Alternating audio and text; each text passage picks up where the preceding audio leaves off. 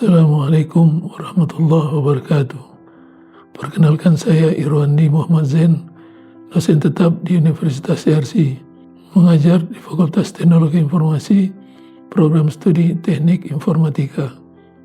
Pada video ini, saya ingin menjelaskan tentang mata kuliah yang saya ampu, yaitu Pendidikan Agama Islam disebut sebagai Agama 1, Agama 2, Agama 3, dan Agama Islam 4.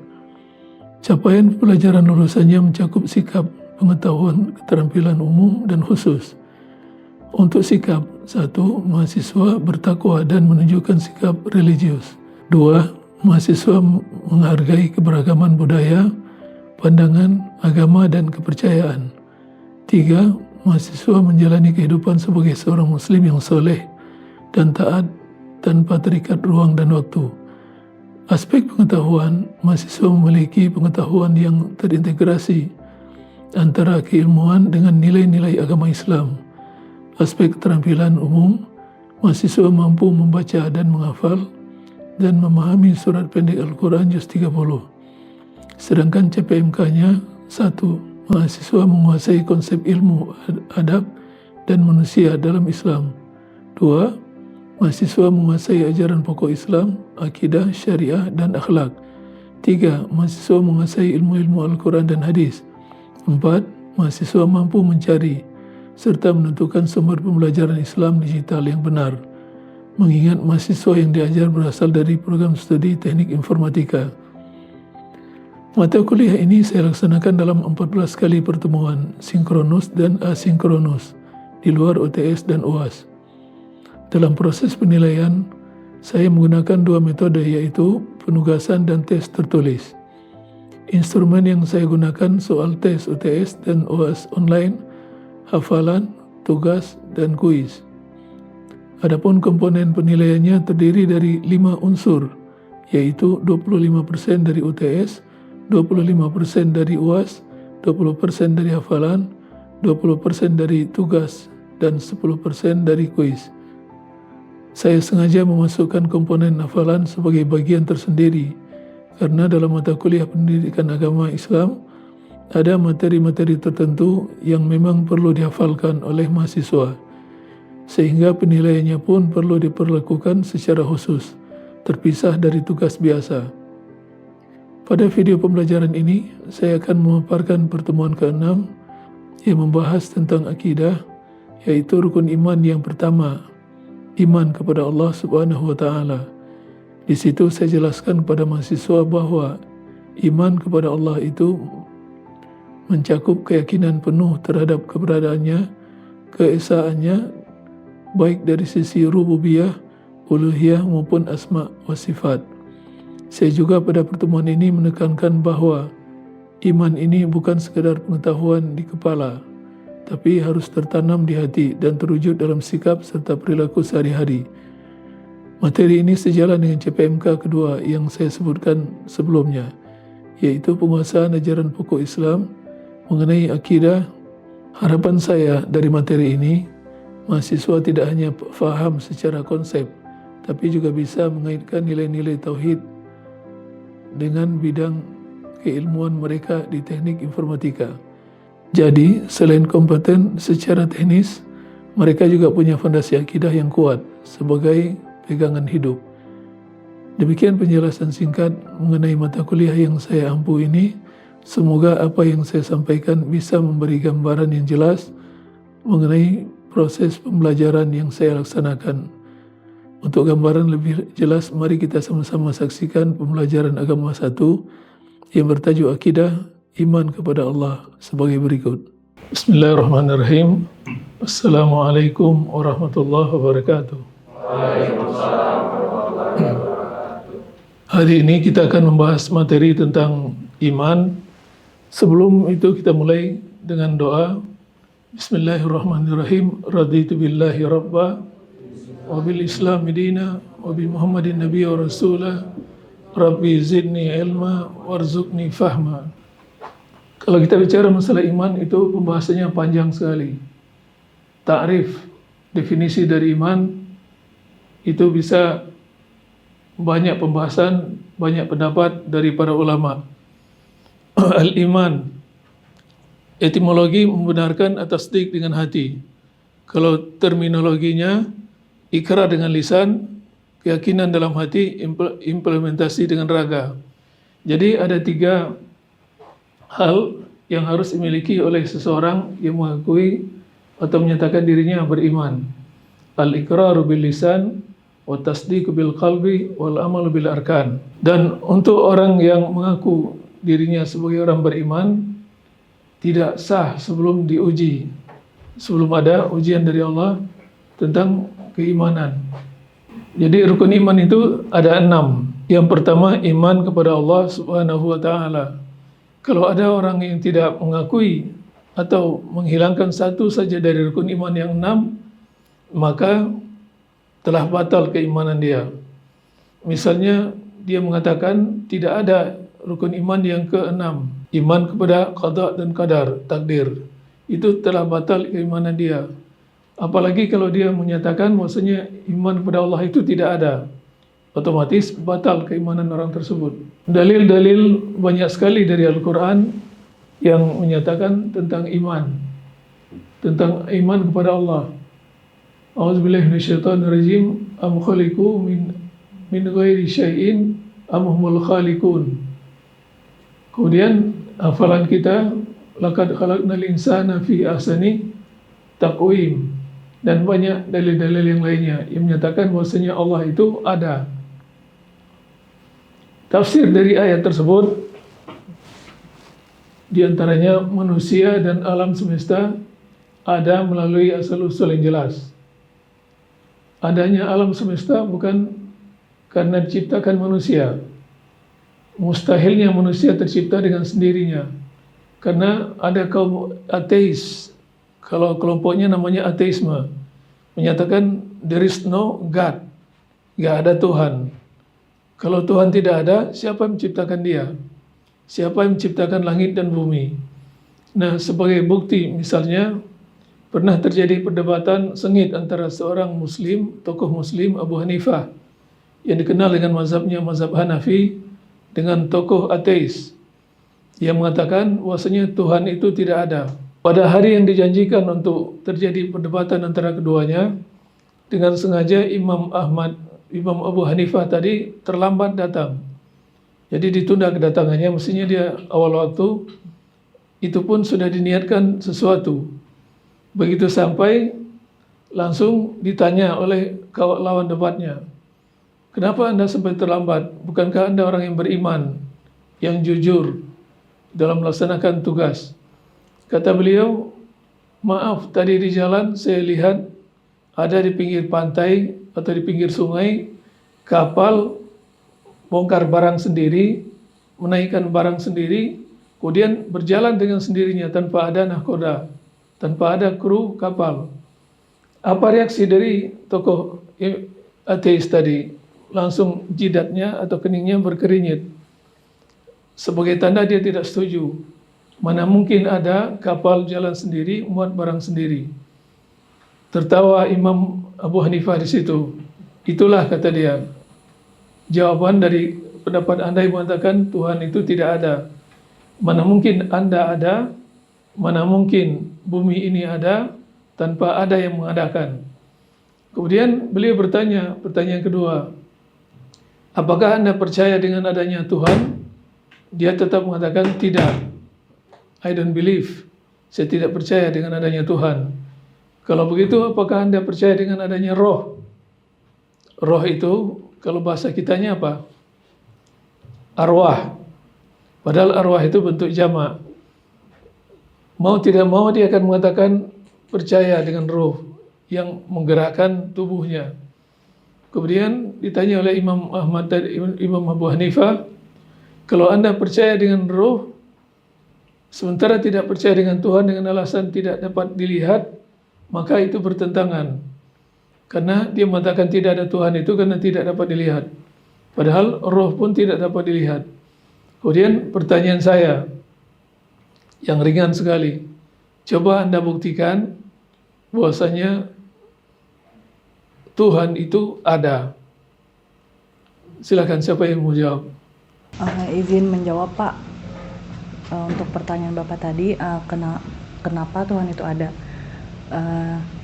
Saya mempercayai bahwa Tuhan itu hanya ada satu, yang dimana dalam surah Al-Anbiya ayat 22 yang menjelaskan tentang jika ada dua Tuhan yang mengatur antara langit dan bumi, maka akan terjadi kehancuran karena akan terjadinya perbedaan kehendak dalam mengaturnya di antara keduanya.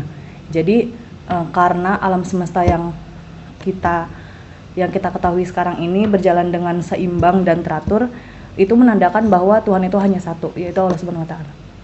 Ya, terima kasih. Jawabannya tepat sekali. Itu bukti bahwasanya Tuhan itu ada.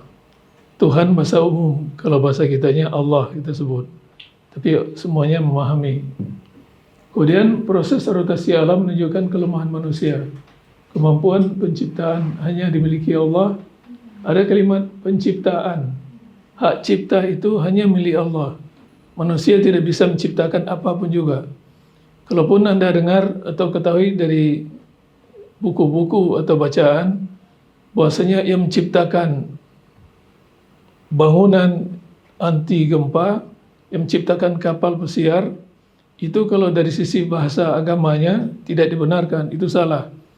Bahkan yang menciptakan pulpen, itu bukan manusia. Karena menciptakan itu terambil dari zat paling awalnya. Manusia hanya bisa memodifikasi, kemudian jadilah dia pulpen, jadi dia mobil, jadilah dia pesawat. Hak cipta hanya punya Allah. Kemudian perlunya pengakuan manusia kepada Allah sebagai Maha Pencipta dengan beribadah.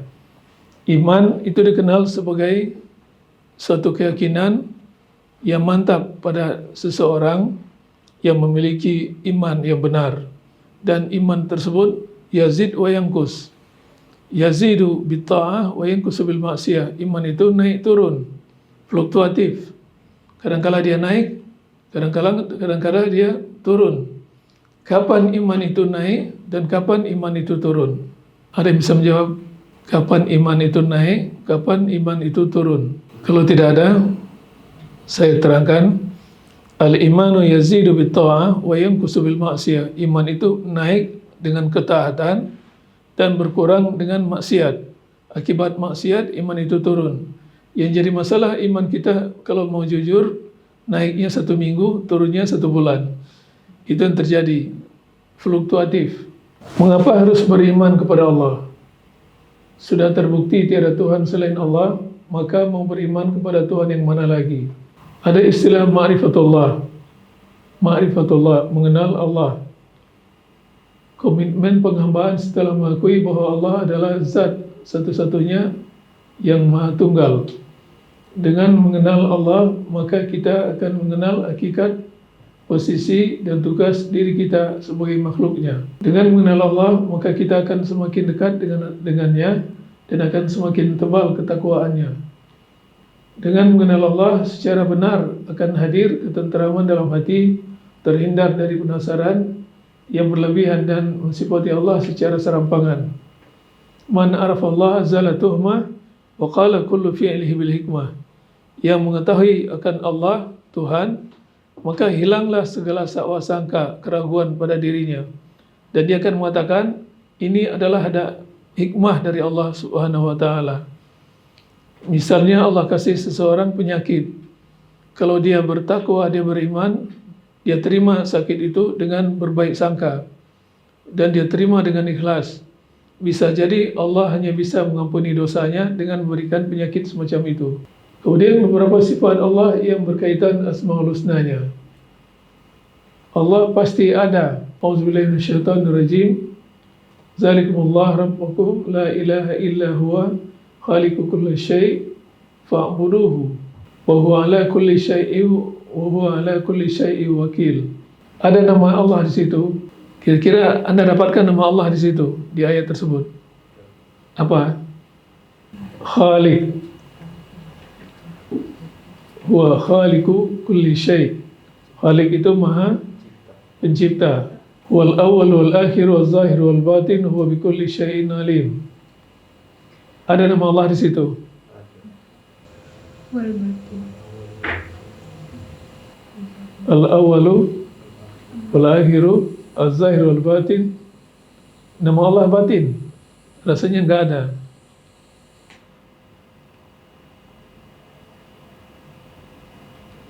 Allah kekal abadi. Kullu man 'alaiha fan, fa bi ayyi ala'i rabbikuma tukadziban. Ada nama Allah di sini. Allah berbeda dengan makhluknya. Ayat yang langsung menegaskan hal tersebut, laisa kamitslihi syai'un wa huwas samiul basir. Ada nama Allah di situ. Samiul Basir. As-Sami' Al-Basir. Sekarang kita masuk ke materi yang terakhir, masalah Khalik dan makhluk. Khalik itu Maha Pencipta. Wa huwa khaliqu kulli syai', menciptakan segala sesuatu. Selain Khalik adalah makhluk, pencipta dan ciptaan. Makhluk itu dibagi menjadi dua, makhluk nyata dan makhluk gaib. Nyata dapat ditangkap oleh indera, contohnya manusia, planet, flora, fauna, dan lain sebagainya. Sementara makhluk gaib keberadaannya dipercayai dengan iman, dan itu pun dibagi menjadi dua, gaib hakiki dan gaib nisbi. Di sini bisa kita perhatikan gaib hakiki itu contohnya roh. Roh itu kalau bahasa kitanya arwah. Arwah itu jamak dari roh. Tidak seorang pun juga bisa menyaksikan atau melihat bagaimana bentuknya roh. Kemudian alam barzakh. Alam barzakh itu alam kubur. Kalaupun Anda pernah lihat di YouTube misalnya, ada orang disiksa di kuburan, itu pasti tidak dibenarkan, tidak benar. Karena mustahil makhluk bisa melihat apapun yang terjadi di alam barzakh. Kemudian surga. Surga dan sebagainya, termasuk neraka. Itu adalah gaib hakiki. Tidak akan bisa diketahui kecuali bagi orang yang sudah memasukinya. Seperti surga pernah dimasuki oleh Nabi Idris. Kemudian gaib hakiki, gaib nisbi, kelahiran, itu gaib. Kematian gaib, jodoh gaib, dan sebagainya. Kelahiran kenapa dikatakan gaib tapi dia nisbi? Karena bisa diprediksi, diduga kapan orang tersebut akan melahirkan atau kapan dia akan lahir. Bahkan sekarang itu bisa by request. Tanggal 8 bulan 8, jam 8 tahun 2008 misalnya. Itu bisa diminta. Namun tidak selamanya berhasil yang dilakukan tersebut karena dia nisbi. Kemudian kematian. Kematian itu tidak ada yang bisa mengetahui kapan dia akan mati, di mana dia akan mati. Ayatnya jelas. Namun bisa diprediksi dengan ilmu manusia, namun tidak telak harus terjadi. Biasanya dokter menghadapi pasien yang di ruang ICU sudah 2 bulan, kemudian sakitnya semakin berat, persis dengan penyakit orang-orang sebelumnya yang akhirnya lewat, meninggal. Dan dokter bilang kepada keluarga pasien tersebut, kemungkinan nyawa bapak ini tidak sampai 2 hari lagi. Itu ternyata sering kejadian, tidak sampai 2 hari meninggal. Namun secara adab itu tidak boleh dilakukan. Karena pernah juga meleset, bahkan orang itu hidup dan sehat. Itu masalah kematian. Kemudian jodoh. Jodoh jangan dicari, ketemu jodoh jangan lari. Itu ada yang mengatakan demikian. Dia bisa diusahakan, didapat dengan usaha, ikhtiar, dan doa. Kemudian masalah jodoh juga, itu ketentuan dari Allah Subhanahu wa ta'ala. Baik, kita akhiri materi kita. Sebelum kita membaca doa, silakan mungkin ada yang mau bertanya. 1 atau 2 mahasiswa. Izin bertanya Pak, sebelumnya perkenalkan saya Husnul Khawatimi. Jika Allah Maha Kuasa dan mampu melakukan segala sesuatu tanpa bergantung kepada siapapun, mengapa Allah menciptakan malaikat untuk menjalankan berbagai tugas? Ya, ini pertanyaan agak mengerikan sebetulnya. Agak miring-miring. Cenderung ke kelompok liberalis, sekuler.